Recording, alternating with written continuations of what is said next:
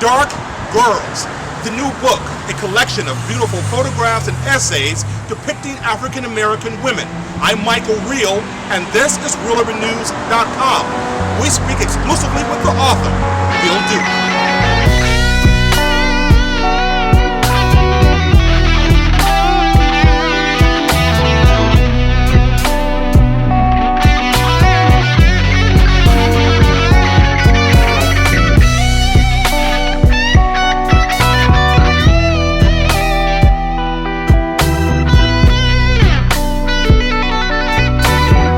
ReelUrbanNews.com.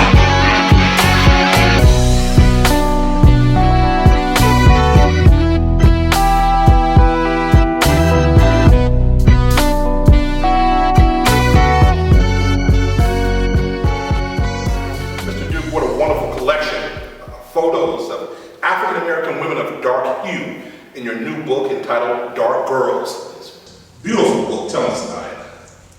Well, it was inspired by this life experiences, and I made a film called Dark Girls also.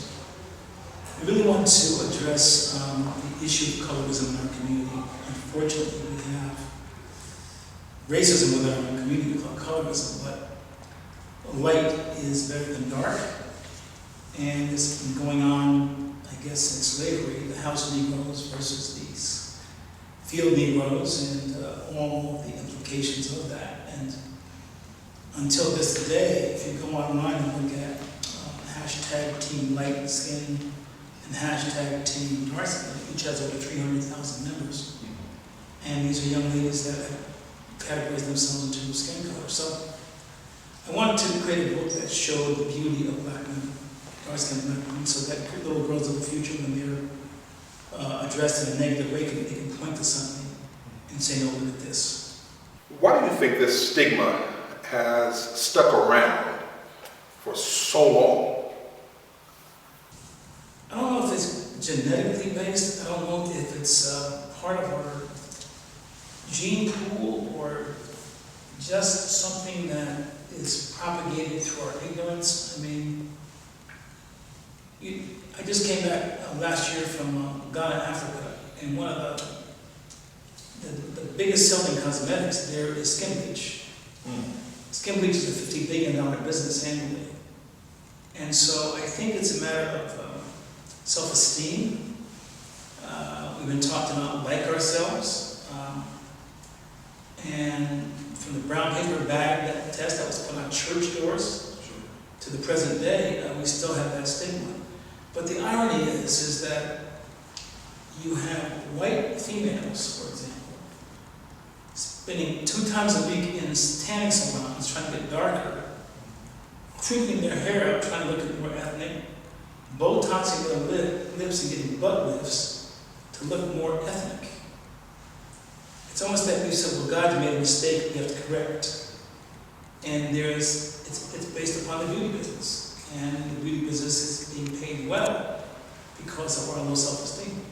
So the beauty business has become a burden for dark-skinned women if you don't have high self-esteem and Well, it puts itself forth as your helpmate. In other words, I'll create an anorexic, pale image of what is beautiful. You don't look like that, but we love you so much, we're going to give you products to help you get there. And then you get there, it's, oops, you know something? We changed it this year, but we love you so much, we're going to give you other products to help you get there. So and based upon us not getting the nourishment from our homes, from mothers and fathers who let us know that our children are beautiful, they'll get it from the internet, they'll get it from TV, they'll get it from rap music, so that beauty is whatever they're told outside the home rather than getting it in the home. Speaking of home, you dedicate this book to your mother and your sister and your niece. Did your parents address the hue challenges in society? Yes. They told us, they had a great quote, and their great quote was, whatever a person thinks about you, that's their business. It's nothing to do with you. Your job is to love who you are. And another quote from them is, the way people see you treat yourself is how they will treat you. Once you get that kind of understanding, now they weren't college graduates, they didn't finish high school, but they had something called common sense, and they passed that on to us. That was important. Life-saving. If you're talking about getting through the things that you had to go through in those days, the light-skinned guys with the straight hair and the gray or blue eyes, those are pretty boys. People look like me, dark, complected, and tall. We were scary. So that was the theme of the times. If you didn't have those kinds of things, you couldn't survive. What do you want women to walk away with or take away from your new book, Dark Girls? I would like to have them take away an understanding that how God created them is fine. And whatever beauty business says that they are not beautiful the way they are is lying to them to get paid for making them something they are not. How they are is fine, it's good, it's beautiful. And whoever tells you that you are not is doing it for a purpose. You should not listen to it. And here's the proof that you are beautiful. There are women who have overcome the same obstacles you face every single day. And in spite of those obstacles, they have accomplished great things. Speaking of accomplishments, this book, a collection of photos and brief essays, the photos and the women that are in the photos range from actors and actresses to activists. A wide variety of women with varied backgrounds. Was that the plan? Oh yes. I mean, what we're trying to say to these young girls is there's nothing you can't do. I mean, don't let anybody ever tell you that you can't do something. It depends on you. Yes, there are obstacles. Yes, there are things that get in your way. Yes, there are social biases. Yes, there are all kinds of things that are challenges. But how bad do you want it? And what are you willing to do to not just talk about it, but to do it? And stop waiting. Do it. It's a fascinating concept. Stop waiting and do it. Does this book say that? I don't think that harshly, but what it does, it deals with every possible excuse you may have for not doing it. Every woman in this book talks about what they went through. And they talk about that, and their picture is there because they've accomplished a great deal. So your excuse is in there someplace. But that person who you identify your excuse with, look at their picture, and they've accomplished things in spite of the excuses you are making. So when we read Dark Girls, it really evaporates the excuse chamber for lack of success or lack of self-esteem. That's its attempt, but you can lead the horse to water, you can't force it to drink. After reading this book, there are no real excuses. Oh, I was raped, or I had 2 children, or I didn't have a mother, or I'm from foster care, or there was an incest problem, or, I mean, they're all in here. But in spite of those issues, they've done incredible things. So the thing is that we're not making a suggestion that those things are painful, but there are women who have gone through that pain, and in spite of that pain, they've accomplished great things. What was the process for picking these beautiful women in Dark Girls? Well, we picked them based upon one, availability. 2, their willingness to really candidly give us an understanding of the truth of their lives.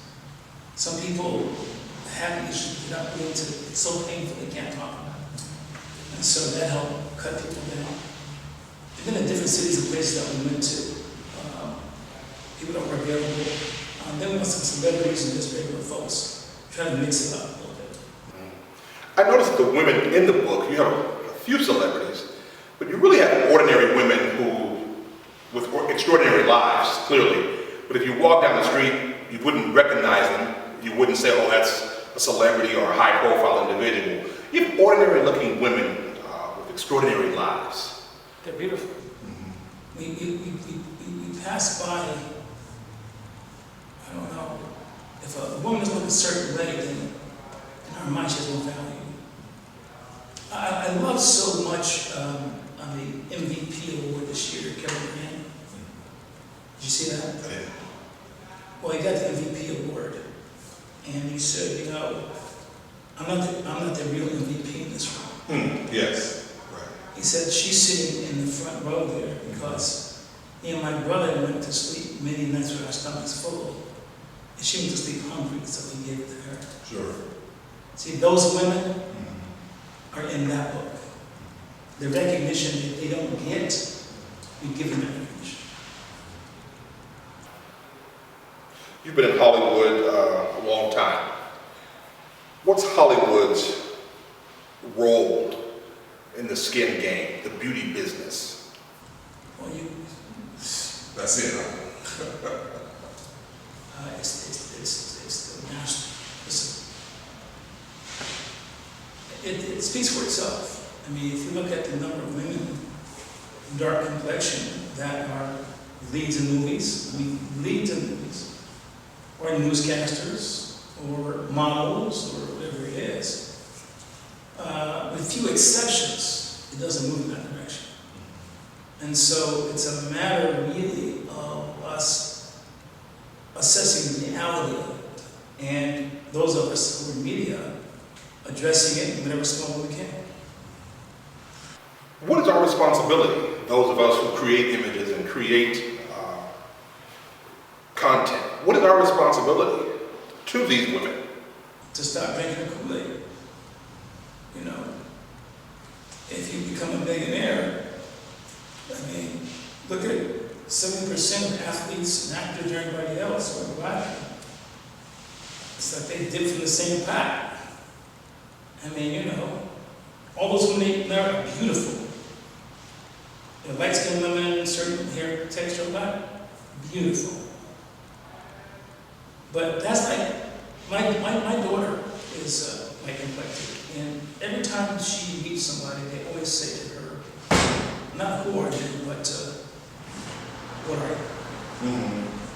She's not a human being, she's a trophy. Because after I've accomplished so much, I deserve one of those. Okay. I've actually been sitting with friends of mine that are athletes, okay? And they're single. And a light-skinned woman will pass by and say, like, I'm gonna get one of those. He doesn't mean any harm by that. Sure. He's not trying to demean black women. But his idea of what he wants, so his children look a certain way, I'm gonna give you one of those. Okay, what can I say? So is it that we don't want our kids to endure some of the challenges that we've endured because of our darker hue or dark skin? Of course, it'll be the thickness of our lips, our noses, the darkness of our skin, the kinkiness of our hair. We don't want our children to suffer that, so we try our best to create a different look for them. It's sad. Parenting in the 21st century must be extremely rough. What do you say to mothers who have daughters who are dark-skinned? If your daughter is dark-skinned, she must know from you that she is beautiful. She must know from you that you care about her and you love her unconditionally. You are the guide. You are the person who is the one that is responsible for her perception of herself. And that's essential to have that in the home. Where she doesn't get it if she doesn't. TV, the movies, the music, and pictures. I mean, if she doesn't get it from home, she's gonna get it. Dark Girls, Bill Duke. Thank you. Yeah. Now I'm not afraid to do the Lord's work. He said vengeance is his, but I'ma do it first. I'm gonna handle my business in the name of the law. Oh. Now if he made you cry, oh, I gotta know. If he's not ready to die, we best prepare for it. My judgment's divine, I'll tell you who you can call. You can call. You better call the police, call the coroner, call up your priest, had to warn ya. Won't be no peace when I find that fool. Who did that to you? Yeah. Who did that to you, my baby? Who did that to you?